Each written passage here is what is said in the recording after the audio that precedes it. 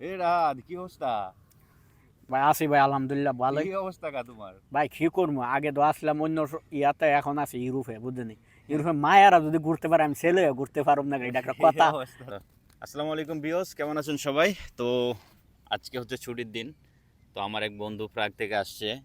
আমরা আগে একসাথে ছিলাম, অনেক স্মৃতি আছে আমাদের দুইজনার।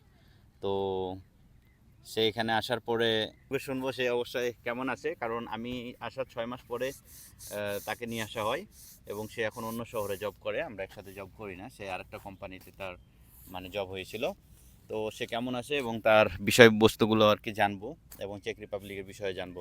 তো আপনারা ভিডিওটা মনোযোগ সহকারে দেখবেন এবং হচ্ছে যে আপনারা শেয়ার করবেন, লাইক করবেন।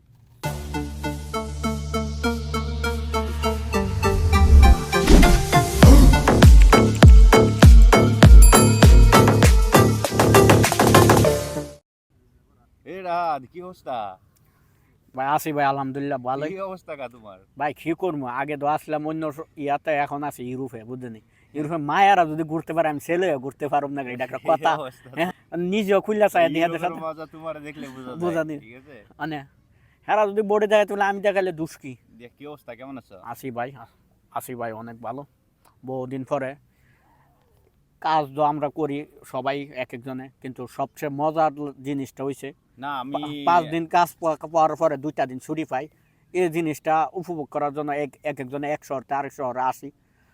তোমার মিস করতেছি, তুমি আজকে মন চাইলে আশা করছি, হুম হুম হুম আশা এখন করছি। আমি তোমাকে একটা প্রশ্ন করি। আমি তো ফেসবুকে মোটামুটি ভিডিও সিডিও বানাচ্ছি, ওই যে যারা চেক রিপাবলিকে আসে লং টার্ম ভিসাতে, এমপ্লয়মেন্ট কার্ডের উপরে। তো তুমি যেভাবে আসছো আর কি, যেভাবে তোমাকে নিয়ে আসছি, তো সেম এই কাজটার বিষয়ে হচ্ছে যে মানে অ্যাপয়েন্টমেন্টের যে ক্ষেত্রগুলা বা লিগ্যালভাবে থাকার মজাটা কি, বা লিগ্যালভাবে থাকলে আসা যায় কি না, এবং হচ্ছে যে চেক রিপাবলিকে তুমি যে কাজকর্ম করতেছো, তুমি যে কোম্পানিতে কাজ, এই কাজকর্মের বিষয়গুলো কীরকম এবং অ্যাভারেজ স্যালারি কীরকম থাকে বাংলা টাকায়, খাইয়া দেয়া কত টাকা পাঠানো যায়? ভাই কাজের কথা যদি বলি, কাজ একটা হয়েছে এক এক ডিপার্টমেন্টে এক এক বেতন অনেক। তোমার ফার্স্টে দেখতে পাবো তুমি কোন ডিপার্টমেন্টে কাজ করতেছো। হুম হুম ডিপার্টমেন্টে বলতে কি, একটা হচ্ছে গার্মেন্টস সাইট, একটা হচ্ছে ফ্যাক্টরি সাইট, একটা হচ্ছে কনস্ট্রাকশন সাইট, একটা হচ্ছে welder site, electricity site, car wash বা অন্য বিভিন্ন সাইট দেখতে হইব। তুমি কোন ডিপার্টমেন্টে পারদর্শী এটা আগে দেখতে হইব। যেমন ড্রাইভিং লাইনের কথা তো বললে চলবো না, যদি ফ্যাক্টরি লাইনে মিলাইলে চলবো না। হুম এক এক এক এক ডিপার্টমেন্টে এক এক বেতন হয়।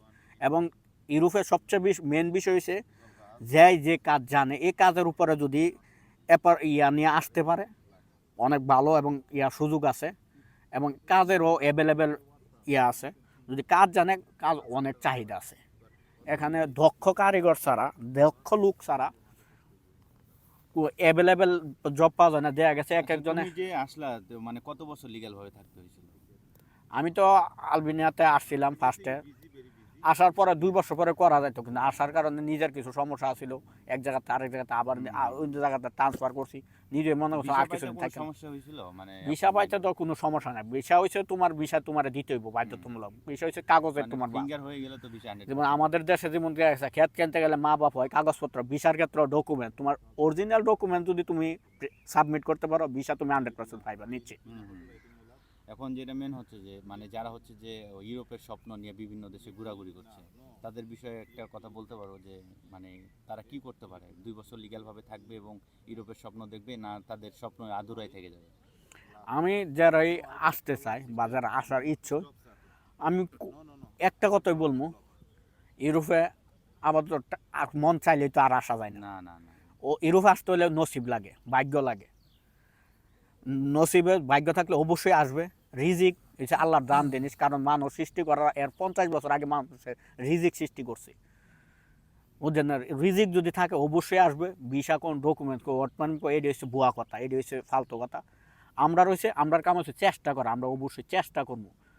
চেষ্টা হচ্ছে সফলতার চাবিকাঠি, এটাই।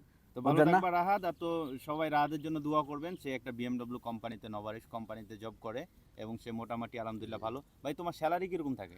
স্যালারি হচ্ছে ভাই কাজের উপর নির্ভর করে। আমি যদি দেখা গেছে বেসিক ডিউটি করি, তবুও 25 থেকে 28 হাজার টাকা আমার আর্ন করতে বাংলা হয়। টাকা কত পাঠানো যায়? বাংলা টাকা ধরতে হবে মিনিমাম 1 থেকে 1.5 লক্ষ টাকা।